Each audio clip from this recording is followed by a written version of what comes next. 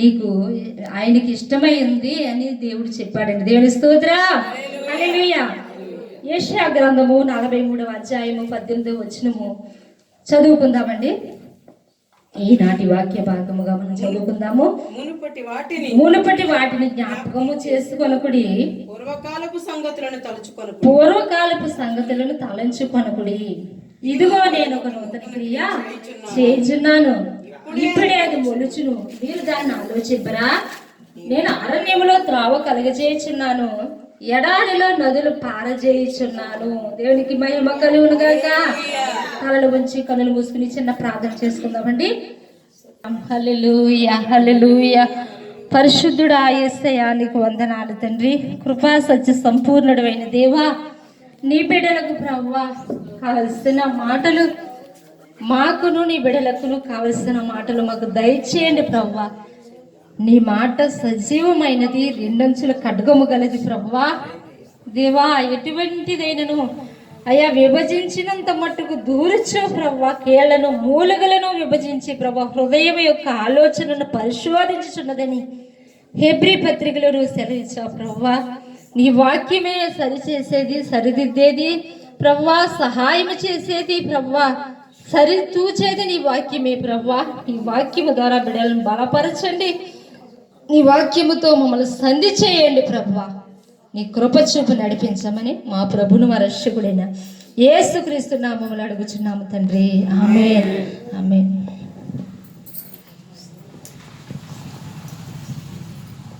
అయితే యెషయా ప్రవక్త, యెషయా గ్రంథము, అలాగే యెహెజ్కేలు గ్రంథము, ఇర్మియా గ్రంథము అంటే పెద్ద ప్రవక్తల్లో ఈ ముగ్గురు ప్రవక్తలు కూడా మరి 66 గ్రంథాలలో ఈ యొక్క గ్రంథము యెషయా గ్రంథము రాయబడ్డదండి. దేవుని స్తోత్రం.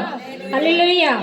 ఈ యెషయా ప్రవక్త రాస్తూ ఏమంటున్నాడంటే, యెషయా ప్రవక్త ద్వారా దేవుడు ఏం మాట్లాడుతున్నాడంటే, మునుపటి వాటిని జ్ఞాపకం చేసుకొనకుడి, పూర్వకాల సంగతులు తలంచుకొనకుడి. దేవుని స్తోత్రం. హల్లెలూయా. అంటే మునుపటి వాటిని, మనము నడిచి వచ్చిన మార్గము కన్నీటి మార్గం అయినప్పటికీ, దుఃఖమైనప్పటికీ, ఆవేదన అయినప్పటికీ, నిందలైనప్పటికీ, మరి కరుకు గల రాళ్ళు మధ్య మనము నడిచి, అంటే కరుకు గల రాళ్ళులో జోళ్ళు వేసుకుంటాం కదండి అనుకుంటారు మీరు. కాదు, కరుకు గల రాళ్ళు వంటి మనుషుల మధ్య మనం నడుచుచున్నప్పటికీ, మనం ఎంత చేస్తున్నా, మనం ఎంత చూస్తున్నా, మనం ఎంత వాళ్ళ మీద ఏ కాలకుండా చూస్తున్నా కానీ ఏదో ఒక సూదిపోటు వంటి మాటలు మీ హృదయాన్ని గుచ్చివేసే పరిస్థితులు ఎంతవరకు అనుభవించారేమో మీరు. కానీ అలాంటి సంగతుల్ని మీరు తలంచుకోవద్దు అంటున్నాడు. దేవుని స్తోత్రం. హల్లెలూయా. పూర్వకాల సంగతులు, నేను అలాగ చేశాను, ఇలాగ చేశాను, నేను ఇలాగ చేశాను, ఇలాగ చూస్తాను, ఇలాగ పెట్టాను, కానీ నా మీదకి ఎందుకు ఈ నిందలు, ఈ అవమానం, ఈ దుఃఖం, ఈ ఆవేదన, ఇంత మాటలు, ఈ మాటలతో చనిపోతేనే రేటు, ఈ మాటలు వినే కన్నా, ఈ శాస్త్రులు చూసే కన్నా, ఈ ప్రజల మధ్య ఉండే కన్నా అని నీ హృదయము విలవిలలాడిపోతుందేమో. కానీ ఈ 3వ నెలలో 1వ తేదీన ఏమంటున్నాడంటే ప్రభు, పూర్వకాల సంగతులు జ్ఞాపకం చేసుకొనకుడి, అలాగే మునుపటి వాటిని జ్ఞాపకం చేసుకోవద్దు. కానీ మరి జ్ఞాపకం చేసుకోకపోతే ఎలాగ ప్రవ్వా, మరి చూడకపోతే ఎలాగ ప్రవ్వా, తలంచుకోకపోతే ఎలాగ ప్రవ్వా, నా శ్రమను ఎవరు గుర్తిస్తారు, నా కన్నీరు ఎవరు గుర్తిస్తారు, నా వేదన ఎవరు చూస్తారు, నేను ఎంతగా చేశాను కదా అని నీ హృదయం విలవిల్లాడిపోతుందేమో. కానీ వాటన్నిటికీ ప్రతిఫలము నా యుద్ధం ఉంది అంటున్నాడు ప్రభు. దేవుని స్తోత్రం. హల్లెలూయా. ఇదిగో నేమంటున్నాడంటే, అవన్నీ కూడా నువ్వు మర్చిపో, కానీ వాటన్నిటికీ ప్రతిఫలము నేను ఇస్తాను, ప్రతిఫలము నేను దయచేస్తాను, నేను జీతము తీసుకుని వస్తాను, నేను నీ క్రియలన్నిటికీ కూడా నేను జీతం తీసుకొస్తాను అంటున్నాడు ప్రభు. దేవుని స్తోత్రం. పూర్వకాల సంగతులు మనం తలంచుకోవద్దంటే, నేను అంత ఉండేదాన్ని, ఎంత బంగారం ఉండేది, ఎంత డబ్బు ఉండేది, ఇప్పుడు ఈ స్థితి వచ్చేటప్పటికి ఇలాగైపోయింది, ఇక్కడ ఈ వృద్ధాప్యం వచ్చేటప్పటికి నన్ను ఎవరు పట్టించుకుంటలేదు, నన్ను ఎవరు చూస్తలేదు, నేను ఎంతగా ఉండేదాన్నో, ఎంతగా వైభవంగా పెరిగి వచ్చానో, వైభవంగా జీవించి వచ్చానో. కానీ ఈ ఇంటిలోకి వచ్చాక ఇన్ని శ్రమలు పడుతున్నాను, ఎంత దుఃఖం పడుతున్నాను, ఇంత ఆకలి బాధపడుతున్నాను, ఇంత మరి నిద్ర లేని రాత్రులు గడుపుతూ నా కన్నీరే మరి నాకు సొంతం అయిపోయింది, నా కన్నీరు నాకు పానం అయిపోయింది, నా యొక్క మరి ఆవేదనే నాకు దుఃఖమే, నా మౌనమే నా స్నేహం అయిపోయింది అనుకుంటున్నావా కుమారుడా, కుమార్తె? కానీ దేవుడు ఏమంటున్నాడంటే, ఇదిగో నేను ఒక నూతన క్రియ చేయించున్నాను అంటున్నాడు. దేవుని స్తోత్రం, హల్లెలూయా. 43వ అధ్యాయం 18వ వచనం కానీ చదివితే 19వ వచనంలో, యెషయా గ్రంథము 43వ అధ్యాయం 19వ వచనంలో ఏమంటున్నాడంటే, ప్రభు ఇదిగో నేను ఒక నూతన క్రియ చేయించున్నాను, ఇప్పుడే అది మొలుచును, మీరు దాన్ని ఆలోచింపరా. దేవుని స్తోత్రం, హల్లెలూయా. నూతన క్రియ, నూతన క్రియ. ఈ 3వ నెలలో మొదటి తేదీన దేవుడు మనకిచ్చిన మాట, మనకిచ్చిన వాగ్దానం ఏమిటంటే, మనకిచ్చిన వాగ్దానము, కూడి వచ్చిన మీ అందరికి ఇచ్చిన వాగ్దానం ఏమంటే, నూతన క్రియ చేయుచున్నాను. దాన్ని మీరు మనసును పెట్టరా, దానిని మీరు ఆలోచించరా. మీరు నడిచి వచ్చిన మార్గము, మీ కన్నీరు, మీ వేదన, మీ దుఃఖం ఇదే తలంచుకుంటూ నేను చేసిన కార్యాన్ని మీరు చూడలేకపోతున్నారా అంటున్నారు ప్రభు. దేవుని స్తోత్రం, హల్లెలూయా. నూతన క్రియ చేయుచున్నాను అంటున్నాడు. నూతన క్రియ జరిగించే కాలంలో, ఆ గడియలలో మనం ఉన్నామండి. దేవుని స్తోత్రం, హల్లెలూయా. నీ శ్రమ తొలగిపోయే గడియలు రాబోతున్నాయి. దేవుని స్తోత్రం. నీ కన్నీరు ముగింపు కలగబోతుంది. నీ కన్నీరుకి ఈ దినము నుంచి దేవుడు నూతనమైన కార్యం చేస్తున్నాడు అంటే, దేవుని స్తోత్రం. దేవుడు తలంచుకుంటే, యోసేపు చెరసాలలో ఉన్న యోసేపుని దేవుడు ఏం చేశాడండి? ప్రధానమంత్రిని చేసేసాడు. మరి రాజుగా ఉన్న నెబుకద్నెజరుని ఏం చేశాడు దేవుడు? అహంకారంతో, నా బలాతిశయాన్ని బట్టే కదా ఇదంతా నేను ఎలాగ చేసుకొచ్చాను, ఆకాశాన్ని అంటే గోపురాలు కట్టుకొచ్చాను, ఆకాశం నుంచి తోటలు వేసి కిందకు వేలాడి చేశాను నేను, ఈ నా బలాతిశయాన్ని బట్టి కదా, నా జ్ఞానాన్ని బట్టి కదా అని గర్వించి అహంకారంతో విర్రవీగిపోతున్న నెబుకద్నెజరుని దేవుడు ఏం చేశాడంటే, పశువులుగా మార్చేశాడండి. పశువుగా 7 సంవత్సరాలు పశువు అయిపోయాడు, పశువుల్లో పశు అయిపోయాడండి. రాజ్యము చేత తరమబడ్డాడు, రాజ్యాధికారము తొలగిపోయింది. కానీ దేవుడు తలంచుకుంటే, దేవుని చేతి కిందకి మనము వచ్చేస్తే, దేవుని ప్రణాళిక కిందకి మనం పూర్తిగా సరెండర్ అయిపోయినప్పుడు దేవుడు ఏం చేస్తాడంటే ఉన్నత స్థానంలో నిలబెడతాడు. దేవుని స్తోత్రం. ఇదిగో నువ్వు నాకు నూతన క్రియ చేయించున్నాను అంటున్నాడు. దేవుని స్తోత్రం. 2008 ఆగస్టు 8వ నెల, 2008 సరిగ్గా మనసుని పెట్టండి. 2008 8వ నెల 8వ తారీఖున.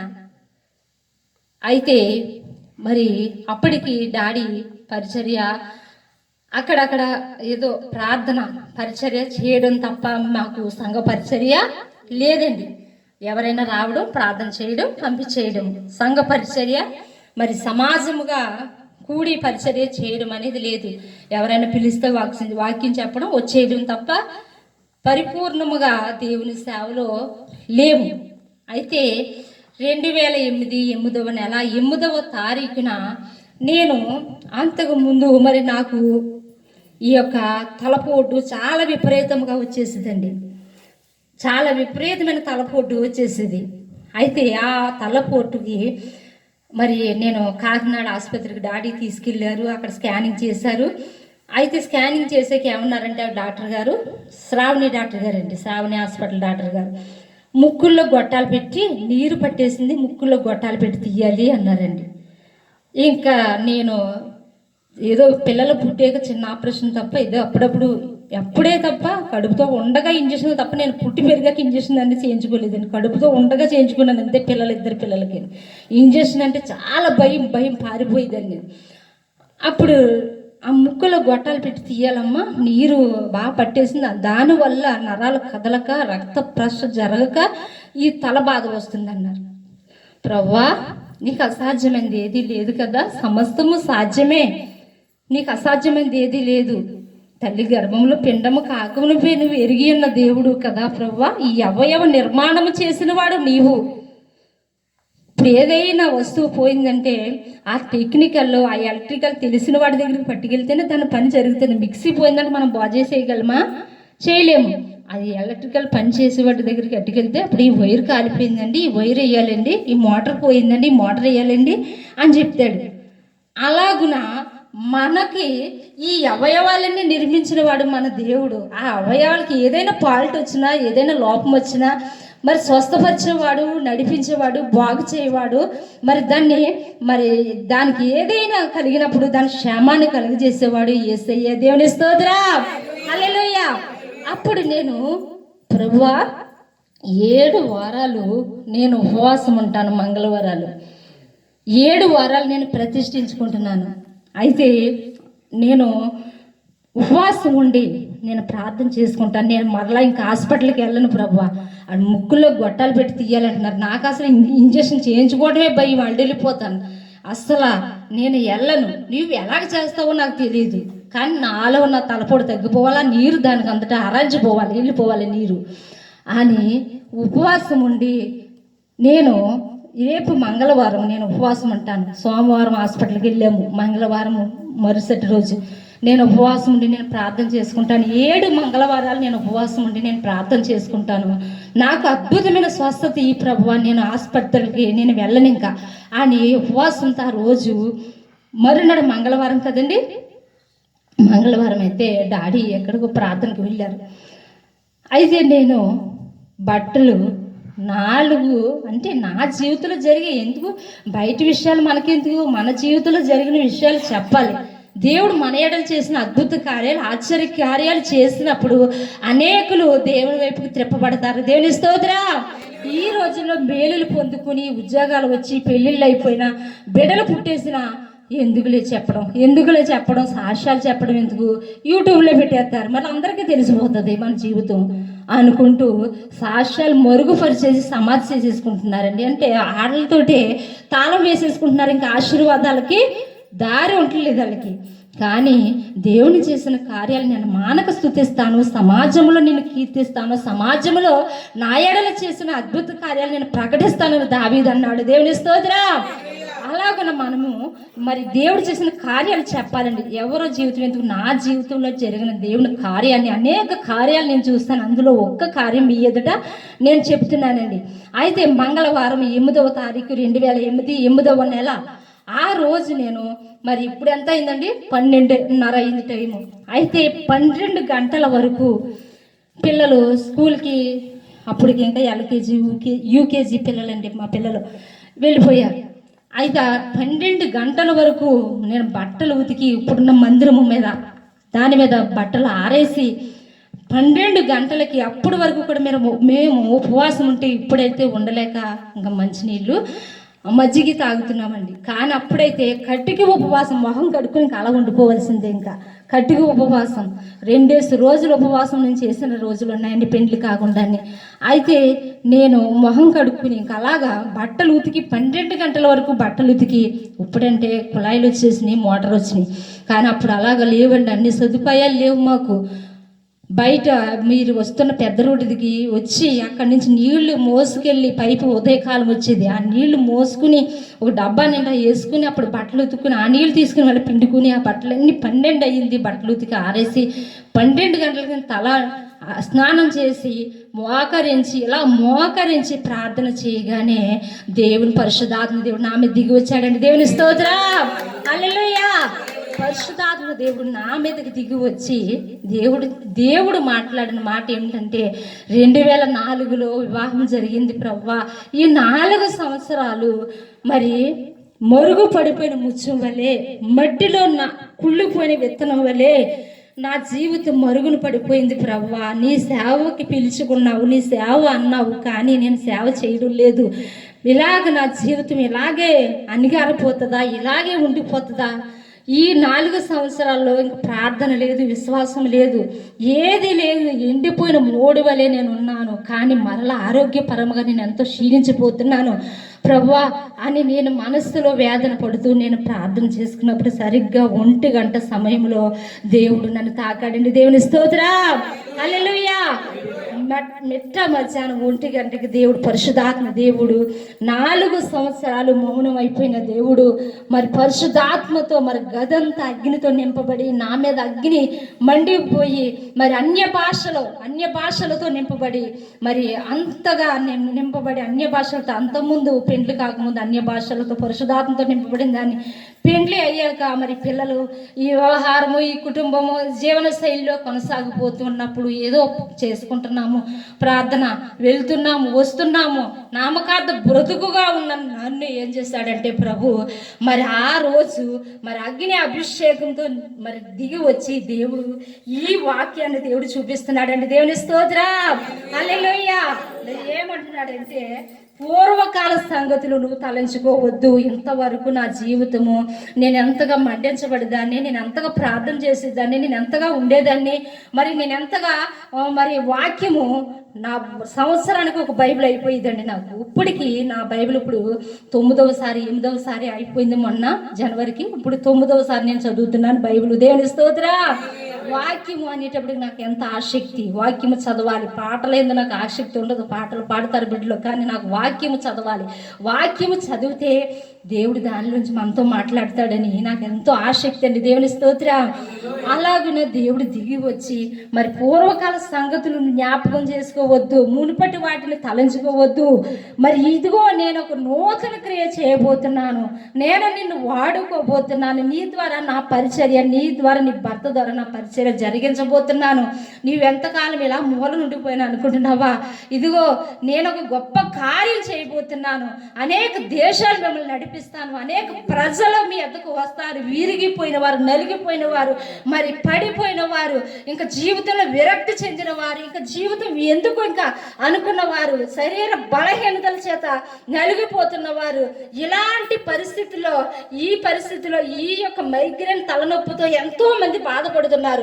అలాంటి వారందరికీ ప్రార్థన చేయడానికే దేవుడు నిన్ను ఏర్పాటు చేసుకున్నాడు, నేను నిన్ను ఏర్పాటు చేసుకున్నాను. ప్రియమైన బిడ్డ, నువ్వు భయపడకు అని దేవుడు మాట్లాడండి. దేవుని స్తోత్రం, హల్లెలూయా.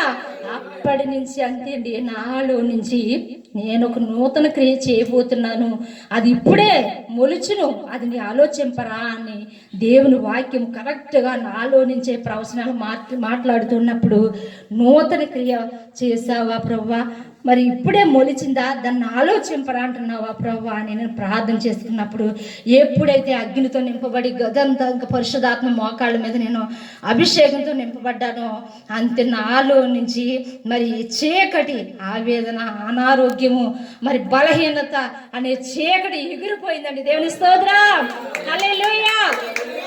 అప్పటి నుంచి ఇప్పటి వరకు కూడా దేవుడు తన అభిషేకంతో నడిపిస్తున్నాడు. దేవుని స్తోత్రం, హల్లెలూయా. ఆరిపోయిన దివిటీలు వెలిగించే దేవుడు మన దేవుడు. మకమకలాడుచున్న ఒత్తిని మరి నలిపివేసే దేవుడు కాదండి. మకమకలాడుతున్న జనపనారని విరిసివేసే దేవుడు కాదు. ఆరిపోయిన దీవిటీలను ఆర్పేసే దేవుడు కాదండి మన దేవుడు. ఇంకా ప్రజ్వలించేసే దేవుడు అండి. దేవుని స్తోత్రం, హల్లెలూయా.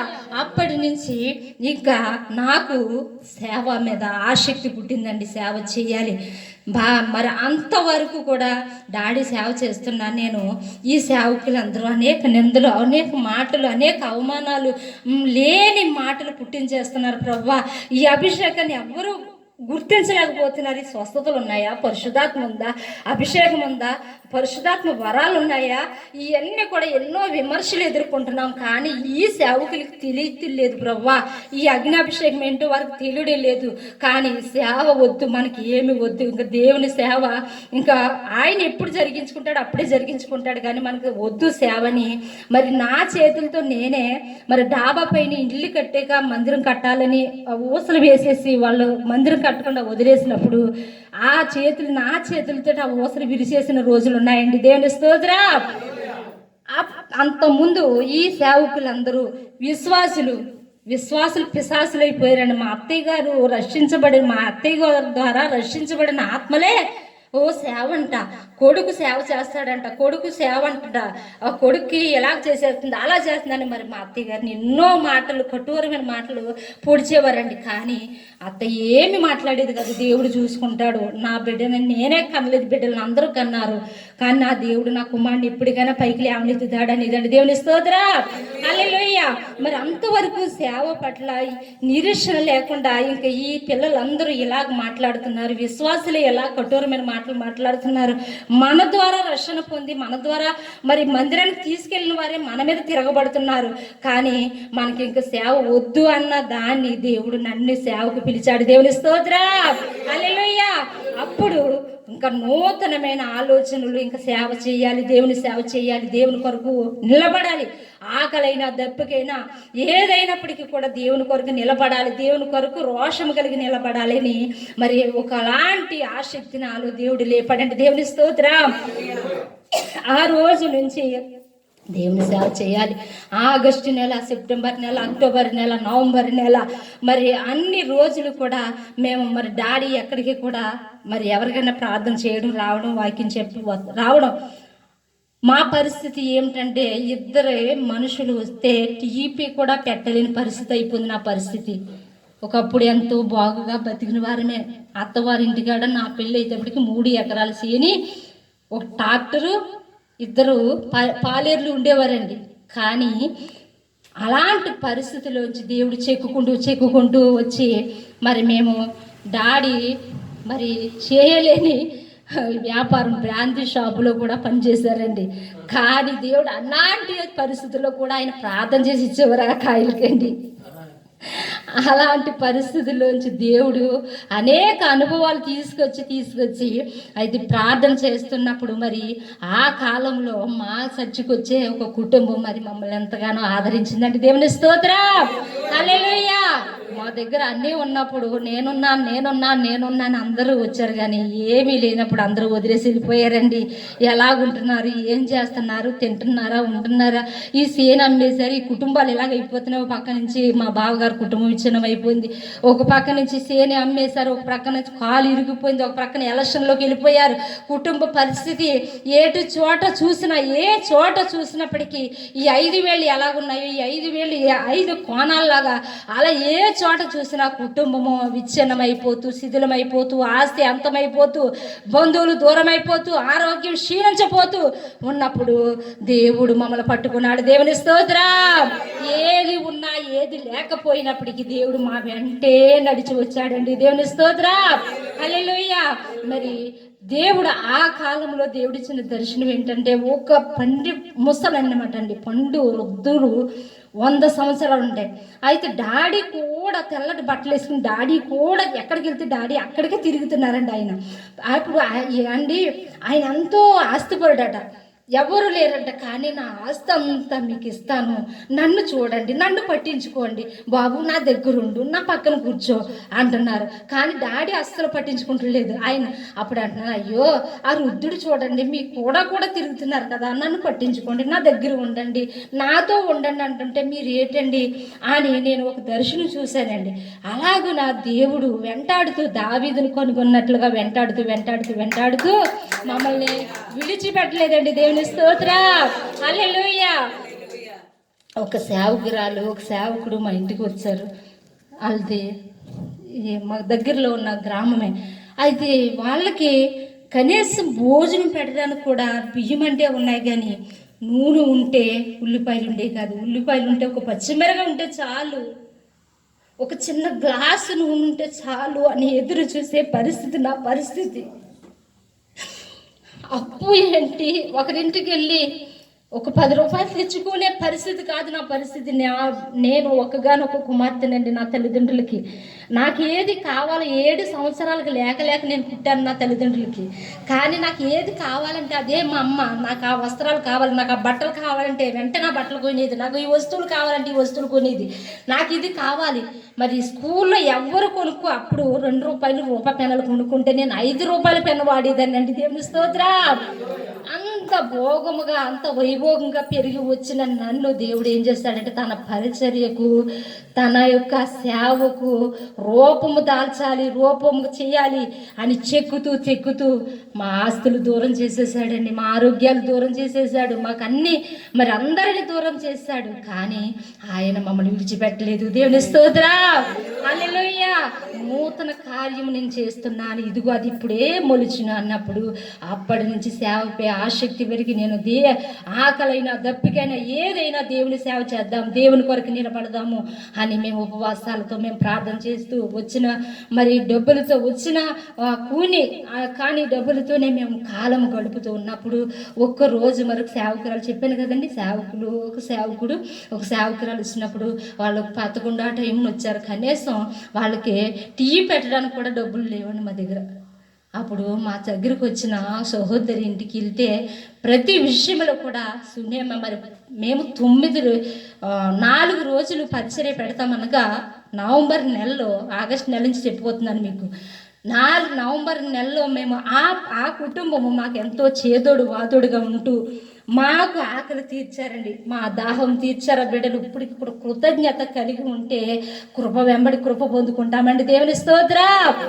ఈ రోజుల్లో ఎలాగుందంటే ఏరు దాటిక తెప్ప తగలేసేద్దాం, మనకెందుకు ఇంకా మనం దాటి వచ్చేసాం కదా అనుకుంటున్నారు. కానీ మన కృతజ్ఞత కలిగి మనం లేని పరిస్థితుల్లో, మట్టి పరిస్థితుల్లో, అట్టడుగు పరిస్థితుల్లో ఉన్నప్పుడు ఎవరు ప్రార్థన చేశారు, ఎవరు మనకు సహకారం చేశారు, ఎవరు మనకు తోడ్పడ్డారు, ఎవరు మనకు చెయ్యిచ్చారు అని మనం గుర్తు చేసుకుని కృతజ్ఞత కలిగి దేవునికి వందనాలు చెప్పుకుంటూ మనం ఉండినప్పుడు నీకున్న స్థితిలో నుంచి దేవుడు పైకి లేవనెత్తాడు. దేవుని స్తోత్రం, హల్లెలూయా. కృతజ్ఞత కలిగిన జీవితం ఉంటే దేవుడు ఎక్కడికో నడిపించేస్తాడండి. ఆశీర్వాదం వెంబడి ఆశీర్వాదంలోకి దేవుడు నడిపించేస్తాడు. అయితే మేము అలాగా సేవకురాలు వచ్చినప్పుడు మరి ఎలా వచ్చారంటే డాడీకి ఏం తెలియదు కదండి, ఇంకా అమ్మా బుజ్జి వంట చేసే వీళ్ళకి అంటున్నారు లోపల ఇప్పుడున్న గది అండి, అందులో ఉండి అలాగే అండి అనేటప్పటికి ఎలాగంటే అప్పుడు మా అత్తయ్య గారు, నేను ఇల్లు అడగలేదండి, కానీ ఆమె ఎప్పుడు తెచ్చి కూడా అలా ఇవ్వలేదు. దేవుడు కార్యం చూడండి. ఆమె చూసి వెళ్ళిపోయి కొట్టు దగ్గరికి వెళ్ళి వాళ్ళు కొట్టు కట్టేసినా సరే లేపి మరి 2 గుడ్లు, 1/4 కేజీ ఉల్లిపాయలు, మరి కొద్ది గ్లాస్తో నూనె, ఆవిడ ఇంట్లో ఉన్న నూనె తెచ్చి ఇవ్వడం జరిగిందండి. దేవుని స్తోత్రం. అలాగున మరి వాళ్ళకి భోజనం చేసి వాళ్ళకి వంట చేసి పెట్టడం జరిగిందంటే, కానీ లేని పరిస్థితులు మనం అంటాము అడుక్కున్నప్పుడు ఇంటికి బుడబకులోడు వచ్చినట్టు ఏళ్ళు ఇప్పుడు తగలబడ్డారేంటి అనుకుంటారు. కానీ లేని పరిస్థితుల్లో మనం సహాయం చేసినప్పుడు ఆ యొక్క ప్రత్యుపకారం దేవుడు చూస్తాడండి. దేవుని స్తోత్రం, హల్లెలూయా. నీ విశ్వాసం ఎలాగుంది, నీ భక్తి ఎలాగుంది, నీ ప్రార్థన ఎలాగుంది, దేవుని ఎడలో ఎంత భయభక్తులు కలిగి ఉంటున్నావు అంటే దేవుడు ఇవ్వలేదా, దరిద్రం ఎలబోస్తారా మీరు, దేవుడు అప్పుడు మరుగైపోయాడా, దేవుడు విడిచిపెట్టేశాడా అని మీరు అనుకుంటారు. కాదండి, ఆ పరిస్థితి గుండా నడిపించాడు కాబట్టే ఈరోజు మరి ఏ బిడ్డలైనా గృహం లేకుంటున్నారా, ఏ బిడ్డలైనా ఆకలితో ఉంటున్నారా, ఏ బిడ్డలైనా మరి ఎంతో ఇబ్బంది పాలవుతున్నారా, అప్పులు పాలైపోయారా, మరి అప్పులు వాళ్ళ చేత ఎంత విసిగించి పడ్డారో, ఎంత గుచ్చపడుతున్నారో ఆ బాధ ఏంటో మేము అర్థం చేసుకుంటున్నామండి. దేవుని స్తోత్రం, హల్లెలూయా. ఆ బాధ ఎలాగుంటుందో ప్రభువా, ఎలాగ అనుభవించారో ముందుగానే దేవుడు అవన్నీ పరిస్థితులు కూడా మమ్మల్ని నడిపించేశాడండి. దేవుని స్తోత్రం, హల్లెలూయా, హల్లెలూయా. అప్పుడు అలాంటి పరిస్థితుల్లో నవంబర్ నెల వచ్చేటప్పటికి దేవుడు మరి 4 రోజులు మేము ఉపవాసం ఉండడం జరిగిందండి. 4 రోజులతో పాటు మాతో ఉన్న ఆ కుటుంబం కూడా 2 పిల్లలు, భార్య భర్త, మరి వాళ్ళు కూడా మాకు ఎంతో సహకారులుగా ఉంటూ ఆ బిడ్డలు కూడా మాతో ఉపవాసం ఉన్నప్పుడు దేవుడు మాట్లాడాడండి. శూన్యమే పట్టణస్థరాల్లాగా మరి ఈ కుమార్తెను ఇస్తున్నాను, ఈ కుటుంబాన్ని ఇస్తున్నాను మీ పరిచర్యకి. దేవుడు అలాగిచ్చి మరి ఆ బిడ్డలు కొంతకాలం మాకు ఎంతగా మరి అన్నయ్య గారు అయితే డబ్బులు లేని పరిస్థితుల్లో ఆ డబ్బులు కూడా సహాయం చేసి, మేము రాజమండ్రి వెళ్ళి రావడానికి కూడా డబ్బులు ఉండే కదండి మాకు. మరి ఆ అన్నయ్య గారు డబ్బులు ఇవ్వడం, ఆ తల్లి మరి ఆ సహోదరి మరి వచ్చి చూసేటప్పటికి ఏముండవు, వంట చేయలేదా వదిన, ఏం లేదా అంటే లేదమ్మా చేస్తే ఏది ఉండలేదు కదా అనేసి వెంటనే వచ్చి మరి పిల్లల్ని నన్ను కూడా తీసుకుని ఇంటికి వెళ్ళిపోయి వంట చేసి మా కొడుకు నుండి ఆహారం పెట్టి మరి మాకు వస్త్రాలు కూడా లేకపోతే వస్త్రాలు కూడా ఇచ్చేదండి ఆవిడ. దేవుని స్తోత్రం, హల్లెలూయా. ఈ రోజు ఇలాగ ఉన్నామంటే దేవుడు అలనాడు షారేపేత విధవరాల ద్వారా ఏలియాను పోషించాడు, షునేమి పట్టణస్థురాల ద్వారా ఎలీషాను పోషించాడు. అలాగే నీ జీవితంలో కూడా దేవుడు ఒక్కొక్క కాకుల్ని పంపిస్తూ ఉంటాడు. దేవుని స్తోత్రం, హల్లెలూయా. అలాగున్న దేవుడు పరిచర్యను అలాగ మేము పరిచర్య ప్రారంభించి అంచెలంచెలుగా మరి ఒక్కో రోజు 100 రూపాయలతో మేము రాజమండ్రి వెళ్ళి తిరిగి వచ్చామండి. 100 రూపాయలతోటి 100 రూపాయలతో 100 రూపాయలే ఉన్నాయి మా దగ్గర. అవైనా మా అమ్మ వెళ్ళినప్పుడల్లా 100-200 ఇస్తే ఆ డబ్బులు అలా పైకొచ్చి పెట్టకుండా అలా పెట్టి పెట్టి పెట్టి దాసి ఉన్న డబ్బులు 100 రూపాయలతో పెట్రోల్ వేయించుకున్నామండి. పెట్రోల్ వేయించుకుని తాపేశ్వరం దగ్గరికి వెళ్ళేటప్పటికి మాకు ఇవ్వాల్సిన వారితో మాట్లాడాము, అయ్యా కనీసం 200 రూపాయలని ఇచ్చి పెట్రోల్ వేసుకుని వెళ్ళడానికి, డాడీ గారి దగ్గరికి వెళ్తున్నాం, మళ్ళీ వచ్చేయడానికి డబ్బులు లేవు అని మేము అడిగినప్పుడు అస్సలు లేవండి నా దగ్గర. అస్సలు ఏంటి, మా దగ్గర ఉన్నప్పుడే డబ్బులు తీసుకున్నవారు. డాడీ ఉద్యోగం చేసినప్పుడు చెల్లూరుపేటలో చేసినప్పుడు, మరి నేను చెప్పాను కదండి ఆ షాపులో చేసినప్పుడు, ఇంకెవరికి అడిగితే వాళ్ళకి 500 తీసి ఇచ్చేస్తామే, 200 తీసేస్తున్నాయి, 100 తీసేస్తామే తప్ప ఎందుకు ఇలాగ ఇవ్వాలి, ఎందుకు చెయ్యాలి అనే ఆలోచన ఉండేది కదండి. ఆయనకి ఇచ్చేయడమే తెలుసు తప్ప తీసుకోవడం తెలియదండి. కానీ అలాంటి వాళ్ళందరినీ మేము అడిగినప్పుడు అబ్బాయి లేవండి, అస్సలు లేవండి డబ్బులు మా దగ్గర అన్నారు. కానీ విశ్వాసంతో నేను ప్రార్థన చేశాను, మనం వెళ్ళిపోదాం, తిరిగి వచ్చేస్తాం, మళ్ళీ ఆ 100 రూపాయల పెట్రోల్ తిరిగి వస్తాం, బండి ఎక్కడ ఆగదు అన్నామండి. కానీ ఆ 100 రూపాయల పెట్రోల్తో వెళ్ళి అక్కడ పెట్టిన భోజనం తిని మళ్ళీ మంచినీళ్ళు కాదు కదా, ఒక సోడా తాగడానికి కూడా 1 రూపాయలు లేని రోజులు మేము అనుభవించామంటే దేవుని స్తోత్రం, హల్లెలూయా. మీరే అనుభవించారంటే మేమే కాదండి, మాతో పాటు మా బిడ్డలు కూడా. ఎవరైనా మేము చారు పెడదామంటే కనీసం ఒక ఉల్లిపాయ కూడా ఉండేది కదండి మా ఇంట్లోని. కానీ ఈరోజు సమృద్ధి అయిన ఆహారం ఇచ్చారు అంటే ప్రభు ఆయన మాతో కూడా నడిచి మాతో కూడా ఉన్నాడు కాబట్టి దేవుని స్తోత్రం, హల్లెలూయా. నూతనమైన క్రియ చేశారండి, దానిని ఆలోచింపరా అన్నారండి. అలాగున్న దేవుడు నూతనమైన కార్యాన్ని జరిగించి అంచెలుగా దేవుడు మరలా పరిచర్య ప్రారంభించడం, పరిచర్యను అలాగా మేము జరిగించడము, పరిచర్యలో ఎన్నో ఆటుపోట్లు, ఎన్నో వ్యతిరేకతలు, ఎన్నో అవమానాలు, ఎన్నో నిందలు మేము అనుభవించామండి. కానీ అలాగైనా కానీ మేము పొట్టు విడవక దేవుని కొరకే నిలబడి ఉన్నామండి. దేవుని స్తోత్రం. గ్యాస్ 230 రూపాయలకి గ్యాస్ కూడా అయిపోతే నెల కూడా ఒక నెల కూడా పొయ్యి మీద వంట చేసే రోజులు ఉన్నాయండి. గ్యాస్ అయిపోతే 230 రూపాయలకి కొనుక్కోలేని పరిస్థితి. ఈరోజు 1200, 1100 అయితే ఒక బండ ఉంటుంది, మరలా ఇంకో బండ రెడీగా పెట్టేస్తున్నాడు దేవుడు. దేవుని స్తోత్రం, హల్లెలూయా. ఇదంతా ఎందుకు నేను చెప్తున్నానంటే పరిస్థితి బాగున్న పరిస్థితుల్లోంచి కింద దిగువ స్థానంలో నడిపించేసి అక్కడి నుంచి బాధ ఎలా ఉంటుందో, కష్టం ఎలా ఉంటుందో ఇప్పుడు అనుకుంటారు. వీళ్ళకి బాధ ఏంటి, నొప్పేటి, అందరూ తెచ్చి పెట్టేస్తున్నారు కదా, వీళ్ళకి ఎండలో పని చేయరు, మనకులాగా ఎండలోకి వెళ్ళరు, వీళ్ళకి ఎవరు ఒకరి దగ్గరికి వెళ్ళరు, అంతా బాబోయ్ పెద్ద టీవీలు, సెల్లు ఇవన్నీ వచ్చేసినాయి అనుకుంటున్నారా? కాదండి, ఎంతో శ్రమ, ఎంతో బాధ, దుఃఖము. మరియు రోజు ఒక్క శుక్రవారం డాడీ ఉపవాసం ఉన్నారండి. ఉపవాసం ఉంటే ఆ రోజు ఇంక డాడీ ఉపవాసం ఉన్నారు కదా, రాత్రి అన్నం ఉంటే గెంజి వేసుకుని తినే రోజులు ఉన్నాయి మా రోజులండి. రాత్రి అన్నంలో గెంజి కలుపుకుని నా పిల్లలు తినేసి మళ్ళీ స్కూల్కి వెళ్ళిపోతే ఎవరైనా ఎదురుపడి, మరి మా ఇంటి పక్కనే ఉన్నారండి, వాళ్ళు ఎదురుపడి ఏం కూర వండిందో వాళ్ళు తెలుసు, ఏం కూర వండింది మీ అమ్మ అంటే ఈ రోజు చేపలు వండింది మా అమ్మ అని ఎవరంటే గెంజి కలుపుకుని తినేసి వెళ్ళింది.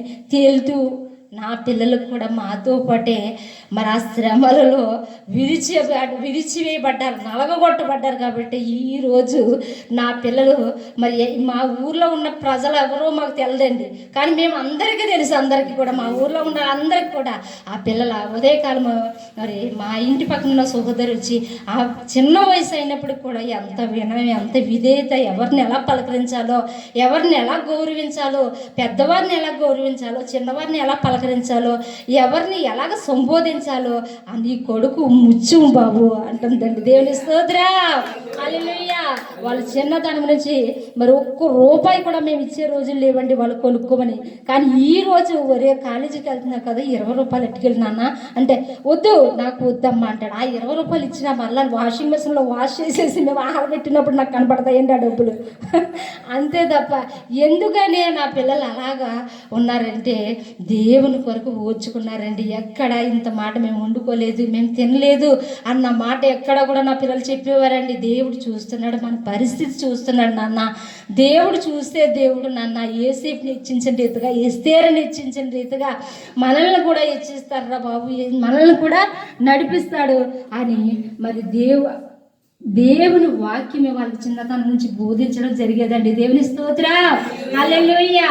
మరి ఒక బండరాడు ఉందనుకోండి, ఆ బండరాడు మరి చెక్కకుండా ఉంటుంది, బట్టలు ఉతుకోడానికి పనిచేస్తుంది ఆ బండరాడు.